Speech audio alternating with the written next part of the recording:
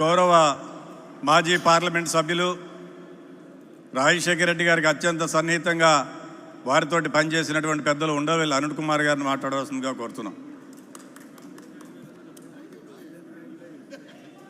Height problem లేదు sir. అందరికీ నమస్కారం.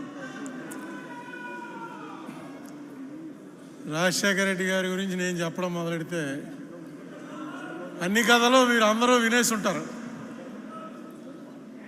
రాజశేఖర రెడ్డి గారి గురించి నిత్యం మననం చేసుకునేటువంటి వ్యక్తుల్లో నేను ఒకడిని. ఎందుకంటే చాలామందికి దొరకని అవకాశం రాజశేఖర రెడ్డి గారితో అత్యంత సన్నిహితంగా మెలిగేటువంటి అవకాశం నాకు దొరికింది. అంటే రామచంద్రరావు గారు దొరికించారు.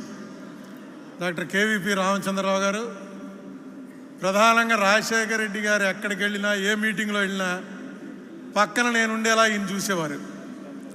1983లో ఆయన మొట్టమొదటిసారి పిసిసి ప్రెసిడెంట్ అయినప్పటి నుంచి 2009 సెప్టెంబర్ 2 నాడు ఆయన మరణించే వరకు దాదాపుగా ఆయనతోటే కలిసి ప్రయాణం చేయటంలో రామచంద్రరావు గారు ఎంత థిక్గా ఉన్నారో సుమారుగా అంత దగ్గరగా నన్ను కూడా అక్కడ పెట్టారు. నిజంగా చెప్తున్నా, ఆయన చనిపోయే వరకు నాకు తెలియదు ఇంత గొప్ప వ్యక్తితో నేను కలిసి తిరుగుతున్నానని. ఎందుకంటే ముఖ్యమంత్రులు అవుతుంటారు, ప్రధానమంత్రులు అవుతుంటారు, ఎంపీలు అవుతారు, ఎమ్మెల్యేలు అవుతారు, స్నేహంగా ఉన్నవాళ్ళు చాలామంది ఉంటారు. కానీ రాజశేఖర రెడ్డి గారు నేనంటే అభిమానించేటువంటి ఒక నాయకుడని అనుకున్నాను. కానీ ఆయన చనిపోయిన తర్వాత తెలిసింది నాకు, ఈయన మామూలు మనిషి కాదు.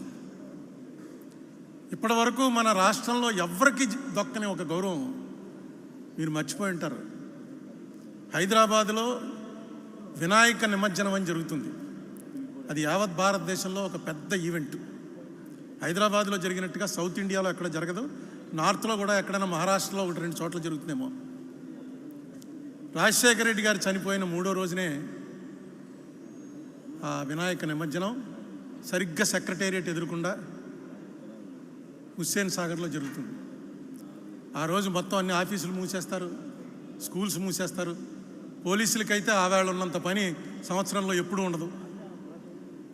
చాలా అసలు ఊరంతా డ్రామా, డప్పులు, డ్యాన్సులు భయంకరంగా ఉంటుంది. ఏంటి అసలు ప్రతివాడు వాళ్ళ ఇంట్లోంచి వినాయకుడిని తీసుకొచ్చి కలపవలసిందే అనేటువంటి ఒక యుద్ధం జరుగుతున్నట్టుగా ఉంటుంది.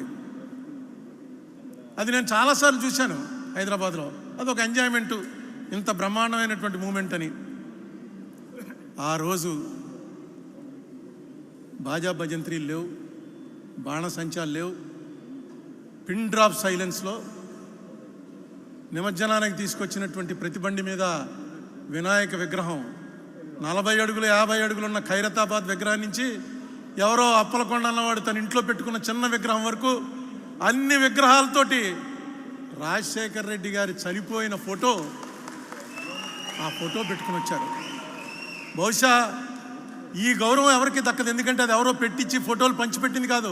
పేపర్లో పడ్డవి కట్ చేసుకుని అక్కడ అంటించుకుని తీసుకొచ్చి ఒక మనిషిని దేవుడి దగ్గర అలా పెట్టుకుని ఆయన చనిపోయినటువంటి ఈ సందర్భంలో మనం ఆయనకి నివాళులు అర్పిస్తూ ప్రతి సంవత్సరం జరిపే వినాయక చవితిలా కాకుండా ఈసారి వినాయక చవితిని రాజశేఖర రెడ్డికి ఇద్దాం అని ప్రజల్లో వాళ్ళంతటా వాళ్ళకి రావటం, ఇది ఒక పార్టీ పిలుపు కాదు, లేకపోతే ఆర్గనైజర్స్ పిలుపు కాదు. ఇది బహుశా ఎక్కడా జరుగుండదు. ఆ సంఘటన చూడగానే అనుకున్నాను నేను, రాజశేఖర రెడ్డి అన్నవాడు ఒక మనిషిగా కాదు, దేవుళ్ళో కలిసిపోయాడు. దేవుళ్ళో కలిసిపోవటం అంటే మనం అందరినీ అనుకుంటాం చనిపోయిన వాళ్ళంతా దేవుళ్ళో కలిసిపోతారని. రాజశేఖర రెడ్డి గారి మరణ వార్త విని చనిపోయారని పేపర్లో చూసి ఇది నిజమా, పరిచయం లేని ఒక మనిషి చచ్చిపోతే ఎలా చనిపోతారు, గుండె ఆగి చచ్చిపోయింది, ఆవిడెవరో చచ్చిపోయింది అని పేపర్లో చూస్తుంటే, ఒకటి మా ఊరికి దగ్గరలో ఒక లేడీ చచ్చిపోయినటువంటిది పేపర్లో చూశాను. చూసి ఆ ఇంటికి వెళ్ళాను. ఇంటికి వెళ్ళి వాళ్ళ ఆయన్ని అడిగాను, ఏమండి ఏంటి అసలు మీ ఆవిడకి ఏంటని. అంటే ఆవిడకి ఏదో కొంత ప్రాబ్లం ఉందండి, కానీ రాజశేఖర రెడ్డి గారు చనిపోయిన తర్వాత ఆవిడ భరించలేకపోయింది. ఏంటి రాజశేఖర రెడ్డి గారు మాకు క్లోజేగా, ఏంటి అంత భరించలేకపోయింది, ఏం జరిగింది, ఎందుకు ఆవిడ చనిపోవాల్సి వచ్చింది అంటే ఆయన చెప్పాడు, ఆయన కొడుకున్నాడు అక్కడ 4 ఏళ్ల వాడు. ఈ కుర్రవాడికి హార్ట్ తేడా వచ్చిందండి, మేము ఎఫర్ట్ చేయలేము, మేము తీసుకెళ్ళి అతనికి ఆపరేషన్ చేయడానికి. రాజశేఖర రెడ్డి గారు ఒక స్కీమ్ ఏదో పెట్టాడు, ఆయన మేము కలవలేదు కూడాను. పిల్లలకి ఎవరికైనా సరే ఈ తేడా వస్తే ఆ ఆపరేషన్కి అయ్యే ఖర్చు, అప్పటికి ఇంకా ఆరోగ్యశ్రీ రాలే, ఆ పిల్లవాడికి సంవత్సరం వయసు ఎంతో, ఆ అయ్యే ఖర్చు అంతా కూడా ప్రభుత్వం భరిస్తుందని డిక్లేర్ చేశారు. ఇది ఊహించలేదు మేము. చచ్చిపోయాడు అనుకున్నాం, ఎప్పుడు చచ్చిపోతాడో తెలియదని డాక్టర్లు చెప్పారు. గుండెలో తేడా ఉంది, ఎప్పుడు చచ్చిపోతాడో తెలీదు, ఆపరేషన్కి 4-5 లక్షలు ఖర్చు అవుతుంది, మీరు పెట్టుకోలేరు, అలా ఉన్నంతకాలం ఈ మందులు వాడుతూ ఉండండి అని చెప్పారు. కానీ ఇదేదో భగవంతుడే ఇచ్చాడు మాకు అనుకుని వాడిని ఆపరేషన్ చేయించాం, వాడు బతికాడు, శుభ్రంగా ఉన్నాడండి. ఈ రాజశేఖర రెడ్డి గారు చచ్చిపోయిన తర్వాత టీవీలో వస్తుంది, అమ్మా అన్నా నమస్తే, అమ్మా నమస్తే, బాబు నమస్తే అని రాజశేఖర రెడ్డి గారిది ఆ పాత క్లిప్పింగ్ ఏదో తీసి టీవీలో చూపిస్తున్నారు. ఈ కుర్రాడు 3 చక్రాల సైకిల్ ఎక్కి అమ్మా నమస్తే, బాబు నమస్తే. అతనికి రాజశేఖర రెడ్డి తెలీదు, ఆపరేషన్ గొడవ తెలీదు, వాళ్ళ అమ్మ గొడవ తెలీదు, నాన్న గొడవ, ఎందుకు బతికాడో తెలీదు. ఆ టీవీలో చూసింది సైకిల్ తొక్కుతూ రైమని సైకిల్ తొక్కుంటూను అమ్మా నమస్తే, నాన్న నమస్తే అని అంటుంటే చూసి ఏడ్చి ఏడ్చి బెంగ పెట్టుకుని మేము తీసుకెళ్ళామండి హాస్పిటల్కి. కానీ పని జరగలేదు, పోయింది. కొడుక్కి ప్రాణం పోసిన రాజశేఖర రెడ్డి ఇంత అర్ధాంతరంగా పోతాడని ఊహించలేదు. మేము కూడా అనుకోలేదు, బాధపడుతుంది, ఏడుస్తుంది, కానీ ప్రాణాల మీదకి వచ్చింది అది మేము అనుకోలే. ఆఖరి నాకు హాస్పిటల్కి రష్ చేసేటప్పటికి లేదండి ప్రాణం పోయిందన్నారు. నిజంగా అది మేము కూడా ఊహించలేకపోతున్నాం. ఏ జబ్బు లేదు, వయసు చూస్తే 40 ఏళ్ళు, లేటుగా పుట్టాడు, ఒకడే కొడుకు, వాడు చచ్చిపోతాడా అనేటువంటి దీంట్లో ఉన్నప్పుడు రాజశేఖర రెడ్డే ప్రాణం పోశాడు. ఆ రాజశేఖర రెడ్డి హెలికాప్టర్లో బయలుదేరట చచ్చిపోవడం కూడా ఒక రోజంతా ఈ రాష్ట్రం మొత్తం ఏడిచింది, పార్టీలు మర్చిపోయి ఏడిచింది. గుళ్ళో, మసీదుల్లో, చర్చిల్లో ప్రార్థనలు చేసుకున్నారు. ఆర్గనైజ్డ్ కాదు, ఎవడ మట్టుకోడు దండం పెట్టుకుని రాజశేఖర రెడ్డిని బతికించే బాబు, ఒక్కటే అడుగుతాను, రాజశేఖర రెడ్డిని బతికించే చాలని. ఇలాంటి చావు బహుశా భగవంతుడు ఎవరికైతే నిర్దేశిస్తాడో అలాంటి వాళ్ళకే వస్తుంది. ఒక మనిషి వెళ్ళిపోతూ ఎంత ఇంపాక్ట్ పెట్టి వెళ్ళాడంటే మన మీద, ఎలాంటి ముద్ర కొట్టి వెళ్ళాడంటే మన మీద, బతికితే ఎలా బతకాలరా అనేటువంటి ఒక మెసేజ్ ఇచ్చాడు. అతను ఇందాక పళ్ళవరాజు గారు చెప్పినట్టు జీవితం అంతా అసమ్మతే, ఎవరుంటే వాళ్ళతో ఫైటింగే, ఎవరుంటే వాళ్ళతోటి దా కమాన్ ఛాలెంజ్ అని. అటువంటి మనిషి 2004లో ఆయన సీఎం అయ్యాక ఒక్క అసమ్మతి లేదు, ఎవ్వరూ ఆయన మీద నోరెత్తలేదు. కాంగ్రెస్ పార్టీలో అలా ముఖ్యమంత్రి ఉండటమే చాలా గ్రేట్. ఎలా ఉండగలిగాడరా అంటే ఒకే ఒకటి, ఎవరు వచ్చినా ఒక నవ్వు, ఆ నవ్వు ఎవరికి రాదు, అదిగో ఆ నవ్వు ఎవరికి రాదు. ఆ నవ్వు నవ్వడం, భుజం మీద కొట్టడం. రోజుకి ఎంతమందిని చూసేవాడో తెలియదు మనకి. పొద్దున్నే వచ్చిన జనాల్ని టెంట్లో, మిగతా మాలాంటి వాళ్ళందరినీ తలుపు దగ్గర ఇలా నిలబడేవాడు, తలుపు ఇలా తీయటం, బయట 50-60 మంది ఆయన్ని నమస్తే అండి, ఏయ్ నువ్వురా అన్నా, లోపలికి కూర్చోడాలు ఏమీ లేవు. లోపల రాగానే ఏంటి అది కాదండి అంటే, అది కాదు, కాగితం తెచ్చావా, కాగితం తెస్తే కాగితమే అన్న, కాగితం తీసుకోవడం. ఆ కాగితం తీసుకున్నాడు ఆయన అంటే అయిపోయినట్టే, 90% పని అయిపోయినట్టు.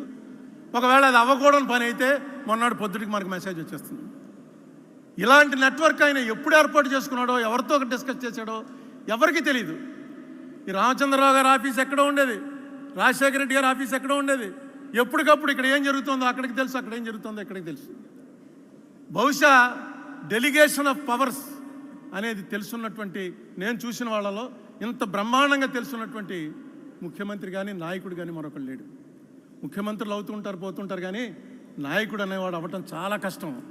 రాజశేఖర రెడ్డి ఒక నాయకుడు. రాజశేఖర రెడ్డితో 20 సంవత్సరాల పాటు ఏ పదవి లేకపోయినా అనేక మంది ఆయన వెనకాల వెళ్ళారంటే ఆ ఫేస్లో ఉన్నటువంటి ఆ గ్లామరు, నీకు కష్టం వస్తే నేను నిలబడతాను రా అనేటువంటి ఒక మెసేజ్ చెప్పకుండానే ఇచ్చేవాడు. ఎవరికి ఆ మాట అనేవాడు కాదు. ఆయన దగ్గరికి వెళ్తే ఆయనతో 2 నిమిషాలు మాట్లాడాక డెఫినెట్గా ఈయన మనకు కష్టం వస్తే నిలబడతాడు, ఈయనే మన లీడరు, ఈయనకి కన్సూప్ మేరలో ఈయన ఏమి అవ్వడన్నా ఎప్పటికోకప్పటికి ఈయన డెఫినెట్గా ఏదో అవుతాడు, మనల్ని కాపాడతాడు అనేటువంటి ఒక నమ్మకం కలిగించాడు రాజశేఖర రెడ్డి గారు. ఈవేళ ఆయన 75వది, మళ్ళా 100వ జయంతి కూడా చాలా గ్రాండ్గా జరుగుతుంది. అప్పటికి నేను ఉన్నాను. ఈవేళ 100వ జయంతి అనుకుని కూడా వస్తున్నాను. ఇంకా ఎందుకంటే ఈ మనిషి జ్ఞాపకాలు నిలిచిపోయే జ్ఞాపకాలు, మరిచిపోయే జ్ఞాపకాలు కాదు. ఈ మనిషిని మీరు ఇష్టపడుతున్నది ఆయన మీకేదో సాయం చేశాడని కాదు, ఇలాంటి వాడు ఒకడు ఉండాలిరా అని. సాయం అక్కర్లేదు మనకి, ఆ మనిషి మొహం ఒకసారి తలుచుకుంటే ఒక్కసారి తెలియకుండా ఆనందం కలుగుతుంది. ఇదే పరిస్థితుల్లో రాజశేఖర రెడ్డి ఉంటే ఏం జరుగునరా అనుకుంటే ఖచ్చితంగా మంచే జరుగుతుంది అని మనకి నమ్మకం వస్తుంది. రాజశేఖర రెడ్డి గారికి నివాళులు అర్పిస్తూ రేవంత్ రెడ్డి గారు వచ్చారు. ముఖ్యమంత్రి మాట చెప్పకపోతే బాగుండదు. రేవంత్ రెడ్డి గారు, మీకు ఈవేళ ఒక మహర్దవకాశం లభించింది. ఆంధ్ర తెలంగాణ మధ్య శాశ్వతంగా ఒక అనుబంధాన్ని కల్పించేటువంటి అవకాశం మీకు లభించింది. ఈ మాట ఎందుకన్నానంటే ఇది కాంగ్రెస్ వాళ్ళే చేయగలరు. కాంగ్రెస్కు ఉన్నటువంటి జెనెటిక్గా కాంగ్రెస్ ముఖ్యమంత్రి అనగానే ఆయనే చేయగలడు ఈ పని. మన మధ్య ఆంధ్ర వాళ్ళకి ఏనాడు కూడా తెలంగాణ వారి మీద ఏ రకమైన కోపం లేదు, ఏ రకమైన ద్వేషం లేదు. అది మీకు తెలుసు. మీకు మా మీద కోపం వచ్చింది, దానికి ఒక కారణం ఉంది, అది మాకు తెలుసు. లేకపోతే పొన్నం ప్రభాకర్ నేను 5 ఏళ్ళు మాట్లాడుకోలే. 5 ఏళ్ళు రోజు ఇద్దరం ఎంపీలం బాగా క్లోజు. అలా మోహన్ చూసుకుని పక్క పోతూ రుద్రరాజు తండ్రి చచ్చిపోయిన రోజున మళ్ళీ వస్తే ఏం పొన్నం అంటే ఏం అరుణ అన్నాడు. ఏంటంటే కారణం రాజకీయ కారణాలు. ఈ కారణాలన్నింటినీ కూడా ఒక్కసారి దాని మీద దృష్టి పెడితే రేవంత్ రెడ్డి గారు ఖచ్చితంగా వీటిని సెటిల్ చేయొచ్చు. ఆంధ్ర తెలంగాణ ఓన్లీ టెక్నికల్గా 2 రాష్ట్రాలు తప్ప ప్రజలు మాత్రం ఒకటే అనే మెసేజ్ ఇవ్వగలరు. దీనికి ఏం చేయాలో అది అడ్మినిస్ట్రేటివ్గా ముఖ్యమంత్రుల మధ్య మీరు ఏం చేస్తారో అది ఎలాగా చేస్తారు. ఇక్కడ రాజశేఖర రెడ్డి కూతురు కూడా ఉంది, ఆ సంగతి మర్చిపోవద్దు. రాజశేఖర రెడ్డి కూతురు రిప్రజెంట్ చేస్తూ ఏమి చేస్తే ఇక్కడ వాళ్ళకి బాగుంటుందో, ఏది మీకు నష్టం లేకుండా కష్టం కలగకుండా ఆంధ్ర ప్రజలకి ఉపయోగకరంగా ఉంటుందో ఆ ఆలోచన మీకు ఆల్రెడీ స్టార్ట్ అయింది. దాన్ని ఇంకొంచెం పెంచండి. రామచంద్రరావు కేవీపీ లాంటి వాళ్ళు ఎలాగా ఉన్నారు మీకు హైదరాబాద్లోనే ఉంటున్నాడు ఆయన. మీకు ఎప్పుడు కావాలంటే అప్పుడు సహాయపడతారు. ఖచ్చితంగా ఈ క్రెడిట్ మాత్రం రేవంత్ రెడ్డి గారికి దక్కటం కోసమే ఆయన ముఖ్యమంత్రి అయ్యాడని నేను తలుస్తున్నా. రాజశేఖర రెడ్డి గారి ఆశీస్సులు ఆయనకు ఎప్పుడు ఉంటాయని నమ్ముతూ సెలవు.